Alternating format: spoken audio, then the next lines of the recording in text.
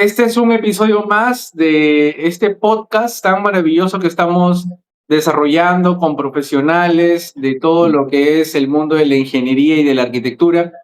Y esta noche tengo el placer de conversar con Ronaldo Brioso.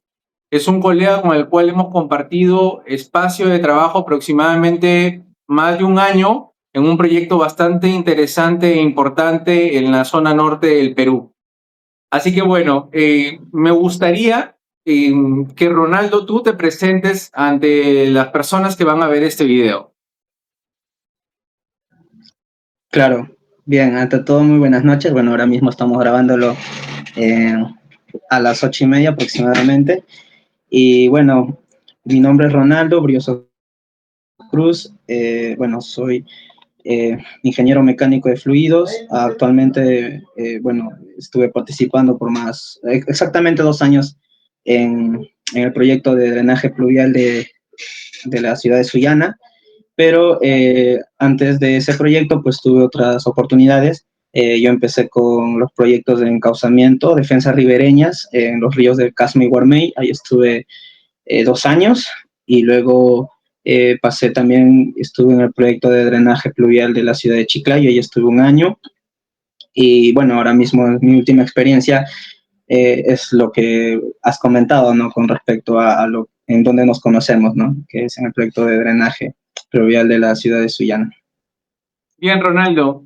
Y para las personas que están un poco ajenas a lo que es la hidráulica en sí, ¿cómo crees que puedes explicar cuál es tu función como un hidráulico en un proyecto de una magnitud grande, ¿no? Que viene a ser para el sector público.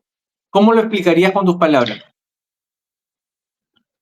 Claro, sí, bueno, hoy en día vivimos el tema del efecto del cambio climático como tal. Bueno, antes se hablaba que el cambio climático era una teoría, una especulación hace 50 años, pero ahora hoy en mismo estamos viviendo ya una realidad, ¿no? Es un hecho el cambio climático como tal y sus consecuencias.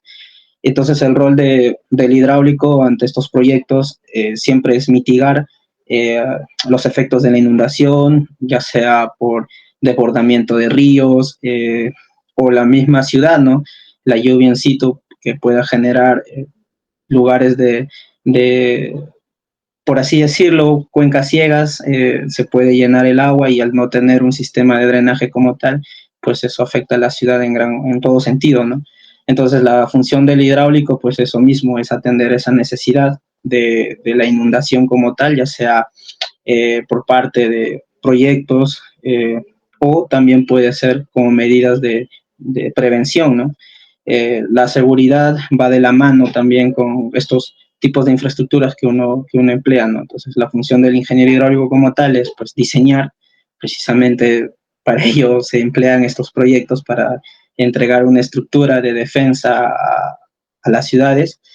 Y la función básica del ingeniero hidráulico es primero cuantificar cuánto agua hay que atender, saber entender la hidrología como tal, la necesidad de agua que necesitamos emplear en nuestros diseños, y eso mismo, no hacer un diseño que pueda contener esas inundaciones, esos efectos adversos, pero también pues no desligándose de la parte más importante que creo yo que sí es bueno analizar, es el tema del costo, ¿no? El costo y presupuesto como tal, ¿no? Porque bueno, soluciones pueden haber muchas, pero siempre debe ir de la mano, ¿no? Un tema social, bueno, en fin. Pero básicamente yo podría resumir en pocas palabras que el trabajo del ingeniero hidráulico es entender la hidrología de la ciudad o del río en cual está estudiando y emplear las estructuras correctas en base a todos esos alineamientos, no desligándose de las otras especialidades. Bien, hablas sobre diseño. En varios momentos en tu respuesta has estado mencionando diseño, diseño hidráulico, diseño hidráulico. ¿Cómo inicia este proceso de diseño para poder dar una solución? Claro, el diseño hidráulico como tal nace de primero, necesitas tú tener un estudio básico de hidrología, ¿no? Y luego de ese estudio básico de hidrología empiezas, bueno, a hacer ya un estudio más específico en respecto a las estructuras que estás empleando, ¿no? Ahora mismo, según lo que nosotros manejamos, tenemos componentes recolección, componentes de transporte, componentes de retención y componentes de evacuación. La hidrología como tal te permite a ti, en base a la estructura que estás planteando, cuál debe ser la cantidad de agua que tú tienes que proyectar para tu diseño hidráulico. Entonces, el diseño hidráulico nace del primer input más importante, que es la hidrología, y luego, bueno, a partir de ello, pues las otras especialidades, ¿no? Que suman, que son inputs para el diseño hidráulico, la superficie del terreno, que eso, bueno, lo alimenta muy bien topografía, también el área predial para, bueno, tener las dimensiones correctas de tu proyecto como tal, y el tema social. Sin duda alguna, al final de cuentas, estos proyectos, estas estructuras sirven con un fin social como tal para la población, entonces, eh, sin duda alguna, pues eso mismo, ¿no? Entonces, las estructuras que uno plantea, el ingeniero hidráulico como tal, plasma esos diseños, pues tiene que satisfacer todas esas necesidades, ¿no?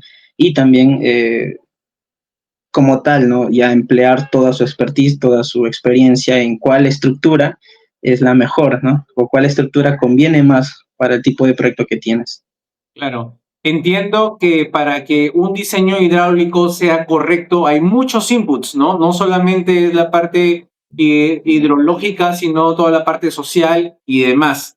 Entonces, ya que mencionas esto del estudio hidrológico, ¿qué vendría a ser un estudio hidrológico y cuán relevante es para un proyecto de drenaje pluvial de una ciudad? Bien, es una pregunta muy interesante porque ahora mismo estamos viendo que se avecina un evento de niños, ¿no? Bueno, es lo que Senami viene publicando en nuestros últimos días, ¿no? En sus reportes va mencionando que sí, pues, ¿no? Efectivamente los estudios son claros y son precisos a la hora de hablar de este tema, ¿no? Entonces, la hidrología, ¿qué es un estudio hidrológico para un proyecto de drenaje pluvial en una ciudad?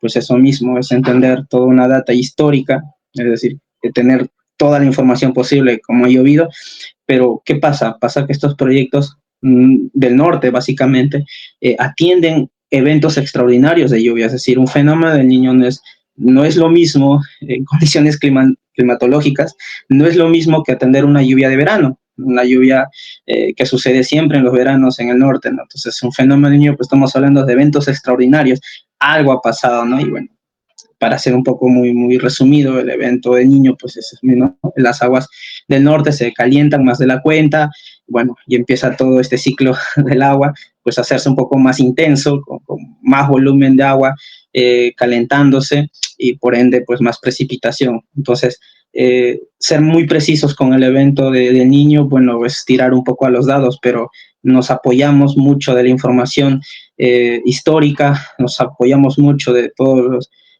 procesos y estudios hidrológicos, bueno, en este caso de la hidrología estadística como tal, la hidrología estadística es una disciplina que se estudia en hidrología, entonces, bueno, son eventos estocásticos, pero que sí en los últimos años han sido muy bien estudiados, ¿no? Han sido muy bien correlacionados, entonces hay, digamos, toda una base teórica sólida para poder entender la hidrología y más en los eventos de niños que son, bueno, eventos, como bien sabe, bueno, yo no quisiera entender, la lluvia no es una fórmula, no es que tú pones una variable si ya tienes cuánta lluvia va a salir, no, al final es todo un estudio que empleamos mucha estadística, mucha probabilidad, pero los estudios hidrológicos, bueno, tratan de eso, ¿no? De tratar de entender con la poca data histórica que tienes, plasmarlo en todos esos ámbitos, en todos esos estudios y tratar de tener la mejor hidrología, la mejor forma de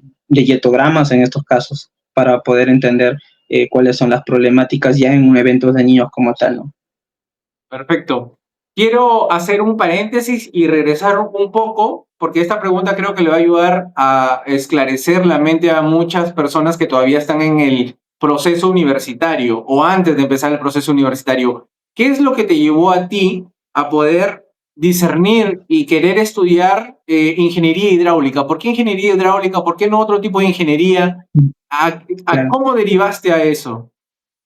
Sí, bueno, me gustaría ser preciso con esto, ¿no? La carrera que yo estudié es Ingeniería Mecánica de Fluidos, Ah, solo que en la escuela, claro, en la escuela de Ingeniería Mecánica de Fluidos, tú tienes opción de poder especializarte en los recursos hídricos o ingeniería del agua, ¿no? Y dentro del paquete de ingeniería del agua o recursos hídricos como tal, pues nos está hidráulica, hidrología, en fin, ¿no? Entonces, bueno, por ahí, ¿no? ¿Por qué me inclino a esta especialidad como tal? Bueno, esto nace, en mi caso no nace tanto por las lluvias o por entender cómo llueve en el Perú o en ciudades específicas. En mi caso nace por un tema de entender cómo funcionaba esto de las presas hidráulicas. Yo, bueno, entonces un poquito sacando el tema del foco, ¿no? De lo que estamos conversando, pero sí, en mi caso fue por entender un poco cómo funciona esto de las presas, ahí me llamó la atención y bueno, luego en el estudio, en el bachillerato como tal, empecé a ver el curso de hidrología, curso de hidráulica y bueno, empecé a entender que el agua está en muchos lados, en muchos sectores, en muchos problemas, la gente tiene mucho problema con el agua y bueno, y empecé a hacer mi carrera con los temas de los proyectos de inundaciones. Como te comenté yo mi primer proyecto que vi fue las defensas ribereñas de los ríos de Casma y Guarmey. Perfecto. Y mencionas las presas y me llaman aquí algo la atención. Si bien es cierto, ambos somos profesionales, pero cada uno tiene una rama distinta, ¿no? ¿No? Tú en la mecánica de fluidos, yo en el aspecto de arquitectura, y bueno, en el proyecto que nos hemos desenvuelto de diferentes ramas. Hay un mito que se escucha acá en Sullana, y yo te lo hablo desde mi ignorancia y te quiero hacer igual la pregunta. Dicen que si es que acá la represa de Sullana se rompe, el agua puede llegar hasta la cúpula de la iglesia matriz. La iglesia matriz es una iglesia muy representativa acá en la ciudad y es demasiado alta. ¿Qué tan cierto o has escuchado ese mito alguna vez? ¿Qué tan cierto y qué tan grave es si es que una represa en una ciudad del Perú se rompe por algún motivo o se desborda? Claro. Claro, sí, mira, con respecto a lo que comentas, ¿no? Acerca de la pregunta, es muy interesante y yo temo darte desde también la ignorancia de los volúmenes que manejan las presas como tal, darte mi respuesta, pero sí nos podemos a poner ese escenario, ¿no? De que es una rotura de presa. Eso, bueno, cuando uno hace diseños de presas y presas hidráulicas como tal, estamos hablando de miles y miles de metros cúbicos de almacenamiento, bueno, hay presas pequeñas, presas medianas y presas grandes, y bueno, presas que, o sea, almacenan muchísima cantidad de agua, pero ya cuando tienes un volumen importante de agua y es perenne en el tiempo, es decir, sucede constantemente, pues bueno, uno lo que hace, el ingeniero hidráulico que hace, pues hacer un estudio de rotura de presa.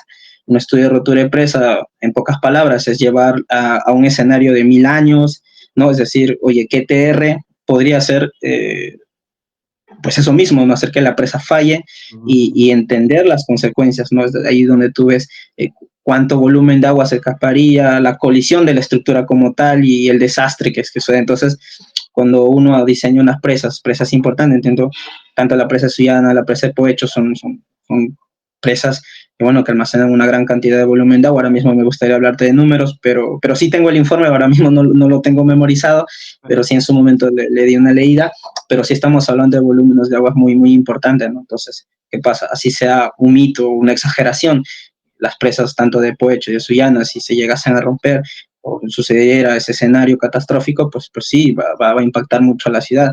Pero la gran ventaja que tiene Sullana con respecto a la presa como tal, la presa de Sullana, es que la ciudad está por encima, o sea, está muy por encima la cota de la corona de la presa con respecto a la ciudad, ¿no? Esa es una ventaja que tiene Sullana. No sé si con Poechos correría la misma fortuna, no lo sé, pero sí con la presa de Sullana, ¿no? Entonces, algo bueno de la ciudad de Sullana, yo lo comparo mucho con la Costa Verde de Lima. Los que conocen un poco Costa Verde, pues eso, ¿no? Tienes la cota de la ciudad que está muy por encima de la cota del mar. Es un poco lo que sucede con Sullana, claro, bueno, no en las dimensiones, pero sí se tiene un mismo escenario, ¿no? Que la cota del río está muy por debajo y la ciudad está muy por arriba.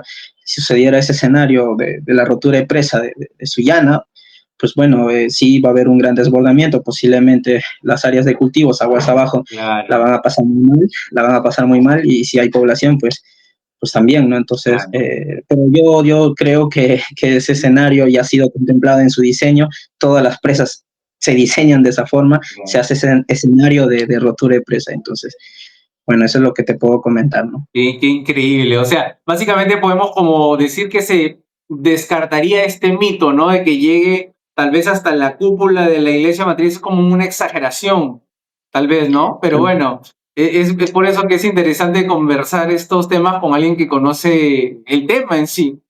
Bueno, tengo yo aquí anotado algunas preguntas. Eh, Ujú. Muy bien. Ya, mira, ¿qué es lo que pasa si hay ingenieros de mecánica de fluidos, si hay proyectos de drenaje pluvial? ¿Por qué las ciudades se siguen inundando? ¿Qué es lo que está pasando en el Perú? ¿Es un problema de ejecución de la obra o es un tema más político? Bueno, ya eso no te lo respondería desde lo técnico, ¿no? Bueno, desde lo profesional que uno puede ser en su campo, en su carrera. Bueno, sí está esa pregunta, ¿no? En todas las especialidades, eso, tanto como tu persona que eres Claro, arquitecto, o tanto como el sociólogo, o tanto como el especialista predial, en fin, o sea, al final de cuentas uno suma un poco de su granito de arena, por así decirlo, en estos proyectos grandes, y al final se hace esa pregunta, ¿no? ¿Qué está pasando? Por qué no se están ejecutando?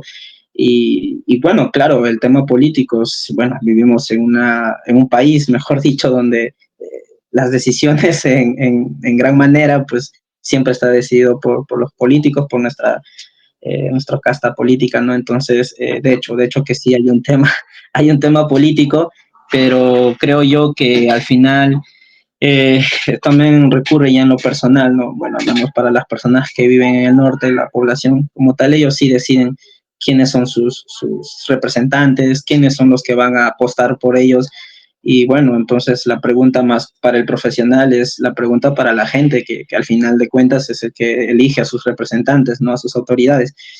Pero desde mi perspectiva, que puedo ya estar muy equivocado, habrá gente que lo comparta, gente que no, bueno, es lo que yo he visto en el norte, he estado 2 años ahí.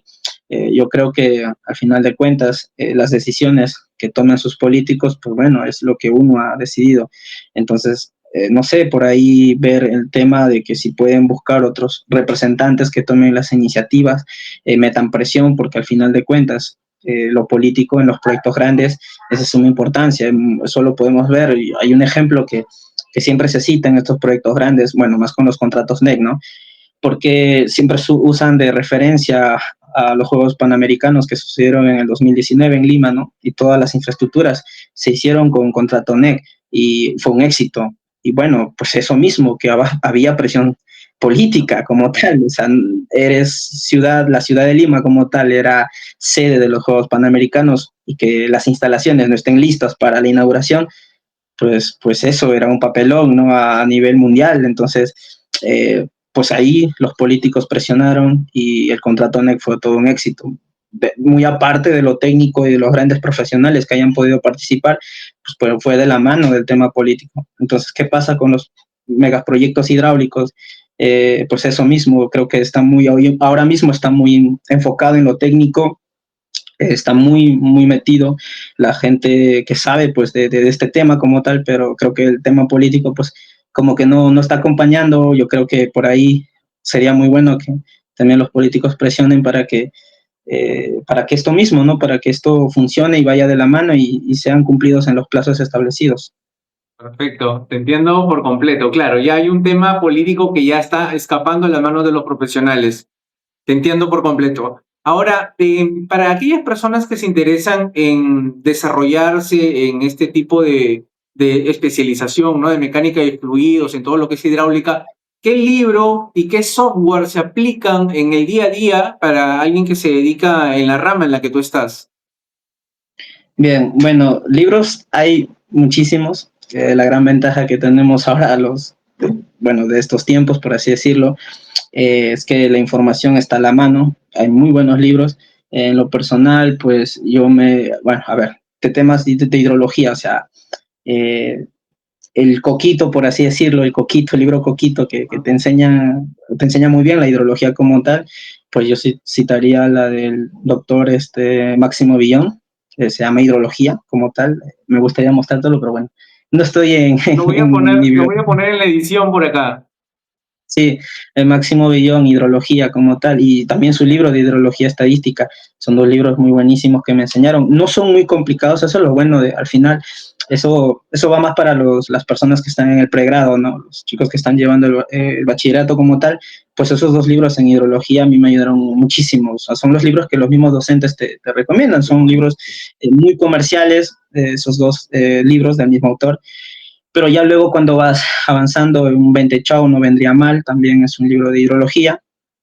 Bueno, es un libro muy antiguo, es un libro de investigadores de Estados Unidos que, bueno, hacen hidrología. Bueno, lo malo de ahí, entre comillas malo, pero es que citan mucho las cuencas de Estados Unidos, pero al final de cuentas la base teórica y toda la formulación y toda la teoría que hay, bueno, te nutre, te alimenta, y eso lo puedes plasmar en las cuencas que vengas estudiando. No necesariamente eso va a funcionar en las cuencas de Estados Unidos, ¿no? Claro. O sea, pero sí, 20 Chao también es muy bueno. Y de ahí hay muchos libros de hidrología ya más especializados, y bueno, y hay un poco el gusto de cada lector, ¿no? Oye, a qué rama de la hidrología como tal me quiero especializar, porque la hidrología, hablamos hidrología, pero bueno, hay mucho por hablar de hidrología. Ahora mismo algunos estudian las máximas avenidas, otros estudian recursos hídricos, gestión hídrica, o sea, en fin, o sea, hay balances de aguas subterráneas, en fin, o sea, la hidrología como tal tiene muchísimas ramas, pero esos libros que te menciono son muy macro, ¿no? O sea, te pueden hablar mucho de todos esos puntos, y ya luego cada quien se va especializando ya con libros específicos en cada tema, ¿no? Ahora, eso es en hidrología, en hidráulica como tal, bueno, también el libro de Máximo Villón, de Bente Chao para hidráulica, pero en mi caso yo también aprendí muchísimo de Rocha. Es un libro que, bueno, un docente en la universidad no lo pudo compartir, y a mí me ayudó muchísimo porque es muy, digamos, es muy simple. O sea, los capítulos no son muy extensos, viene muy resumido la información, o sea, es una información muy precisa, pero eso, son libros de bachillerato. Al final de cuentas, ya cada quien cuando va avanzando o quiere profundizar más, pues lee otros libros, pero, o sea, ya buscas libros específicos como tal, ¿no? Hay libros que solamente te hablan de presas, hay libros que solamente te hablan de canales, hay libros que solamente te van a hablar de redes de tuberías. Entonces, al final de cuentas, pues siempre es bueno tener un libro que te pueda mostrar todo el panorama como tal, y luego, bueno, empieza ya la especialización de cada libro, ¿no? Pero en particular, en mi caso, como yo soy estudiante de Ingeniería Mecánica y Fluidos, bueno, fui estudiante de Ingeniería Mecánica y Fluidos como tal, a mí me dieron un libro que se llama el FOX. Es un libro de mecánica y fluidos, es decir, no solamente hidrología e hidráulica, porque al final ambos estudios, ambos campos como tal, se apoyan de la mecánica de fluidos. Es decir, la mecánica de fluidos es la matriz, y de ahí empiezas a subdividir en campos muy específicos, hidrología e hidráulica, ¿no? Entonces, la mecánica de fluidos como tal es otro campo, es ya muy matemático, muy físico, muy teórico, pero al final todos esos conceptos se ven plasmados Claro. en la hidrología, en la hidráulica. Es algo que, así por hacerte un ejemplo muy corto, y quizás algunos de tus oyentes puedan entender esto, ¿no? Porque cito la mecánica de fluidos como tal, porque, bueno, cuando uno estudia mecánica de fluidos como tal, bueno, uno aprende que es un flujo permanente y que es un flujo no permanente. Y ese concepto es interesantísimo, porque cuando uno habla ya de flujo permanente y no permanente, pues eso mismo, en los libros de hidrología hidráulica como tal, te vas a encontrar distintos escenarios para esos tipos de flujo, ¿no? Entonces, te das cuenta que la mecánica de fluido como tal alimenta la hidráulica e hidrología ya desde el concepto teórico como tal, ¿no? Entonces, pues esos son los libros que yo podría recomendar. Y en tu día a día, ¿qué software utilizas? Oh, vale, la pregunta del software, sí. Los programas son muy buenos. Bueno, por lo general, creo yo que el programa que ahora mismo está dando la hora en estos proyectos, bueno, es el Infoword ICM. Bueno, que a partir de este proyecto, de estos proyectos prácticamente de la NIN como tal, en drenaje pluvial, se vieron su llegada aquí en el Perú, ¿no? Son programas que lo usan mucho en España, mucho en Inglaterra, y en otras partes del mundo, pero en Perú es muy nuevo, o sea, estamos hablando de inicios del 22, Ok, ok. del 22, o sea, no tiene ni 10 años estos programas, este programa como tal y todas sus versiones, ¿no? Eh, no tiene mucho tiempo en el Perú, pero bueno, eso de primera mano, el Infowork. Interesante. ¿Y Y luego, cómo ves, dime, dime. ya que hemos estado trabajando con una metodología BIM, cómo ves el impacto y qué tanto se puede insertar la metodología BIM para trabajar con estos software? ¿Cómo lo has vivido tú con tu experiencia propia? ¿Se te ha hecho más complicado? ¿Se te ha hecho más sencillo? ¿Crees que es algo positivo? Relacionado con la metodología BIM, ¿cómo lo ves? ¿Cuál sería tu opinión? Claro, bueno, lo bueno de la metodología BIM como tal es que se entiende que todos manejamos un mismo entorno común de Ajá, datos. exacto. Entonces, a partir de ello, bueno, el facilismo está desde el Claro, mismo concepto de la definición de qué es la metodología BIM, ¿no? Entonces, exacto. ya la definición te está ofreciendo a ti que vas Ajá. a poder interactuar a tiempo real con información con otras especialidades, ¿no? Es decir, bueno, desde lo que yo he visto, desde lo que se ha hecho como tal, eh, pues eso, la metodología BIM es muy buena, ayuda un montón y cuando está muy bien empleada y cuando está muy bien desarrollada, pues es un éxito, ¿no? Ujú. Ahora puede haber por ahí problemitas, puede haber inconvenientes, bueno, como todo proceso, como todo flujo de trabajo, pues eso, pero al final de cuentas uno analiza la situación y va subsanando, va mejorando esos procesos, ¿no? Pero ya cuando tienes un flujo de trabajo ya establecido con la metodología bien, pues eso es un éxito, sí, Ok, es buenísimo. perfecto. Dime, ¿y la inteligencia artificial está teniendo algún tipo de impacto también para el desarrollo de, no sé, tal vez de las secciones de las tuberías, para calcular el diámetro de las secciones de las tuberías o para calcular algún tipo de infraestructura que ustedes calculan?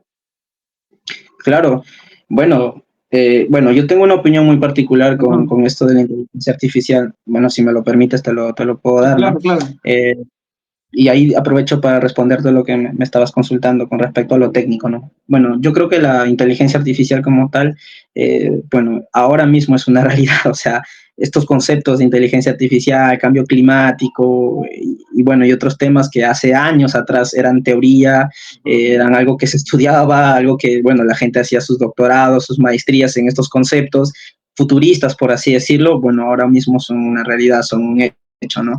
Y el cambio perdón, la inteligencia artificial como tal, pues ahora se ha vuelto una herramienta y eso mismo, usarlo como una herramienta, no verlo de otra forma, no verlo de otra manera. O sea, la inteligencia artificial es una herramienta que ayuda al profesional, pues sí, siempre y cuando uno tenga, pues, digamos, el concepto, que no pierda el concepto, que es una herramienta. No significa que te va a reemplazar en el trabajo y no significa que tiene que reemplazar a alguien en el trabajo, simplemente es una herramienta.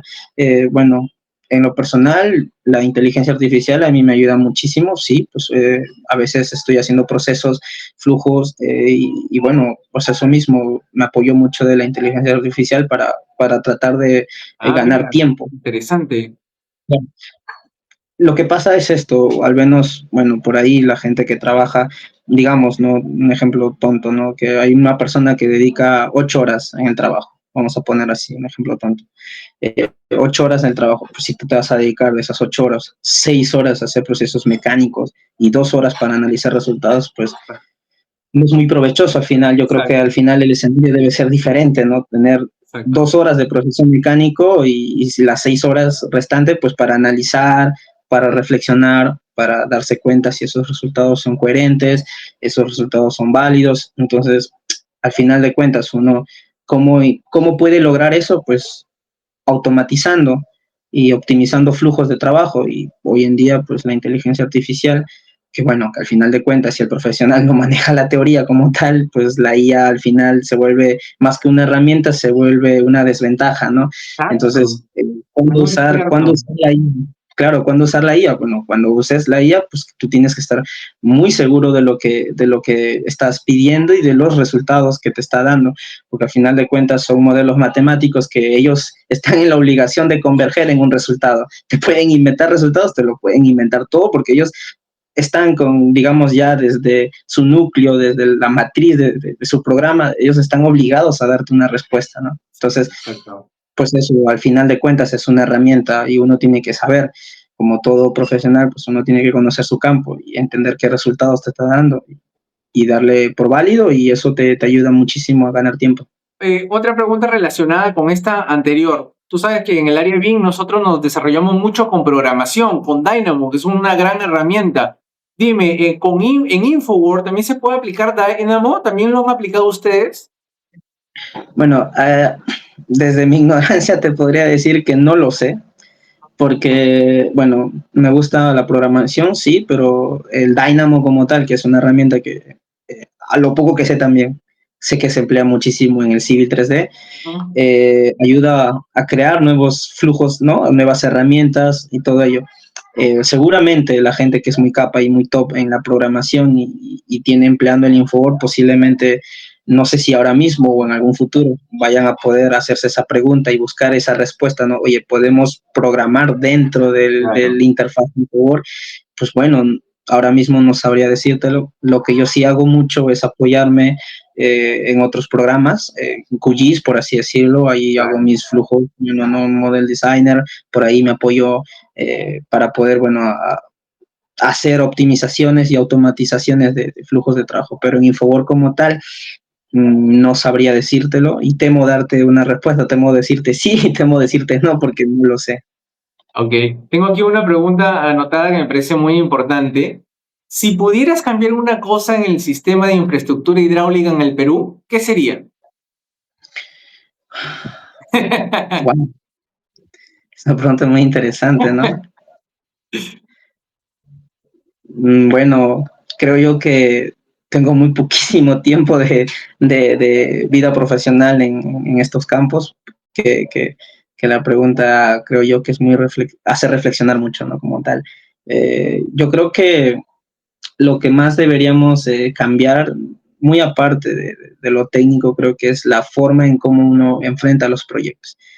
Lo he visto como tal y no es que quiera evadir tu pregunta, pero la verdad que es una pregunta muy, eh, digamos, muy interesante y ahora mismo me agarras frío y temo darte una respuesta, temo darte una respuesta muy controversial, ¿no? Es una pregunta muy interesante, muy buena, la primera vez que me lo hacen, pero bueno, para intentar darte una respuesta como tal, yo creo que definitivamente lo que tenemos que cambiar es la actitud a la hora de enfrentar los proyectos, ¿no?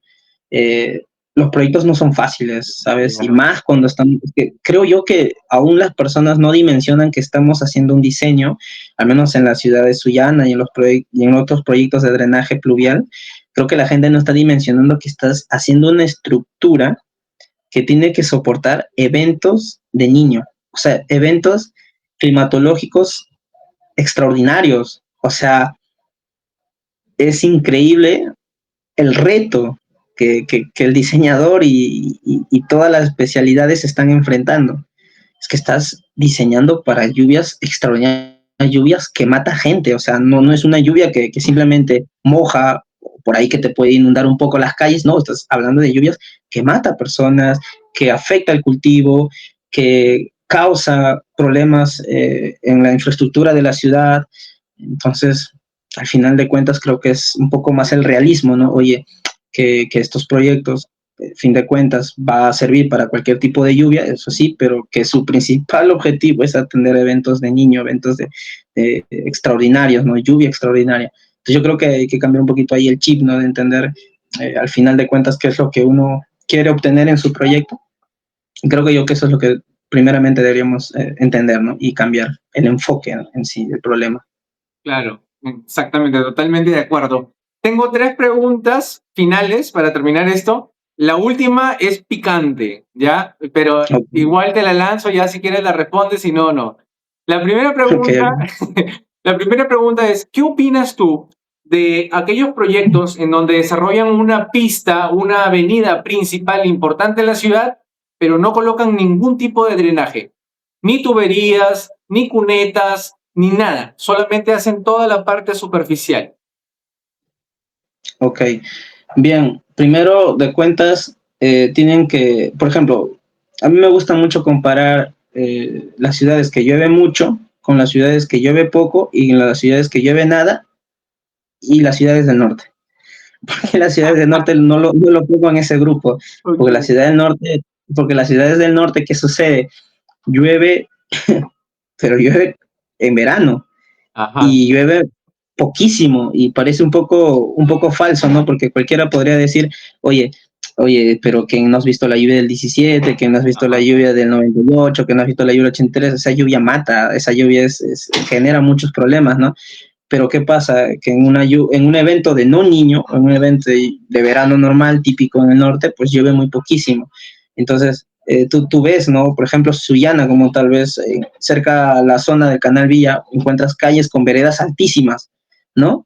Y tú dices, oye, pero ¿por qué tienen veredas muy altas y yo acá tengo 5 años y llueve poco o nada? Y cuando llueve, llueve poquísimo y el agua siempre escurre. Ah, pero cuando estás en un evento de niño, Exacto. que el agua alcanza un nivel que se puede entrar a las casas, ¿no? Entonces, depende mucho de qué situación, en qué ciudad No, estás, por ¿no? ejemplo, Entonces, acá en Sullana, ¿no? Por ejemplo, ¿por qué te digo eso? Porque en estas zonas actualmente se están desarrollando avenidas principales importantes y no están colocando nada del tipo, nada de drenaje. No hay cunetas, no hay tuberías debajo de la pista, o sea, solamente están haciendo la pista tal cual. Entonces, a mi opinión, para mí ese proyecto es un engaña muchachos, ¿no? Como que no sirve o está al 50% desarrollado porque no tiene ningún tipo de drenaje. Entonces, por eso te pregunto a ti, ¿tú qué mm, opinión tienes? ¿Ese proyecto es válido o está a mitad de hecho? ¿Tiene que complementarse sí o sí con las mm, cunetas o con algún tipo de drenaje? ¿Qué opinas de eso? claro, si hablas ya de un proyecto de pavimentación en Exacto. Sullana como tal, Ajá, bueno, la situación cambia, ¿no? Como claro. estábamos conversando, las lluvias de Sullana son lluvias que en evento de no niños son lluvias que, bueno, al final de cuentas, sí pueden posar aguas, pero en zonas no pavimentadas, en puntos bajos, digamos, en Ok, lugares donde, pues eso mismo, el agua no tiene dónde escurrir y se va a almacenar, pero ya se habla de una pista como tal, sí, muy bien pavimentada, con un buen pendiente hidráulica, por así decirlo, pues eso mismo el agua va a tener que escurrir y escurrir, pero al no ponerle una cuneta, al no mm, ponerle algún tipo de estructura de conducción de agua, pues exacto, eso mismo te estás jugando muchísimo para ya cuando suceda un evento de lluvia extraordinaria. exacto. Eh, no sé, por ahí, o quizá simplemente dijeron hay que pavimentar y pavimentemos, y el tema del drenaje como tal, bueno, no lo vieron tan importante y lo están omitiendo, quizás. Exacto. Y justamente me hace recordar porque cuando yo fui a Cusco, llovía a cada rato. Yo fui justamente en febrero cuando estaba lloviendo. Entonces Ujú. llovía y a los minutos, 40 minutos, ya todas las pistas estaban secas. A mí me llamó mucho la atención porque vi que tenían un sistema de drenaje fluvial bastante bueno. Al menos en donde yo estaba transitando, llovía, paraba de llover y se secaban las pistas, cosas que acá no sucede cuando llueve incluso 2 horas seguidas, ya eso se queda inundado, se llenan de zancudos las viviendas y demás, ¿no? Entonces por eso te hacía la consulta. Y paso a otra pregunta. ¿Cuál crees que sería un sistema hidráulico ideal? ¿De qué ciudad nosotros podemos decir, este es un gran ejemplo? ¿De qué ciudad del mundo? No necesariamente del Perú. Pero ¿cuál crees que sería un gran ejemplo de sistemas hidráulicos para el Perú? Bueno, te puedo dar ejemplos de ciudades que no están en el Perú y de ciudades que están en el Perú. Eh, a nivel mundial, pues la hidráulica para mí en su máxima expresión, es decir, es la meca de la hidráulica, es lo que todo hidráulico soñaría ver, plasmar con sus ojos, tocar incluso estos estructuras, pues es el país de Holanda, o bueno, Países Ah, Bajos, que ahora mismo, ahora sí ok. se le tiene que decir, ¿no?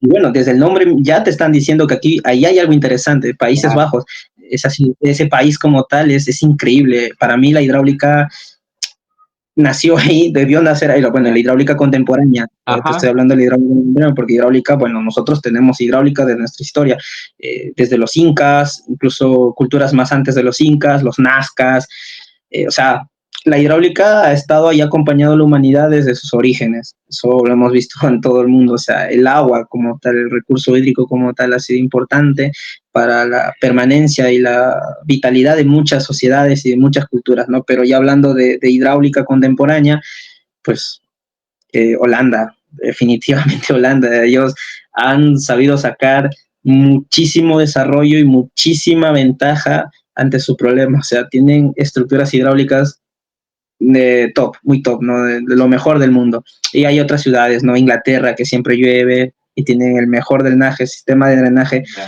más limpio, más pulcro. España con sus tanques de tormenta.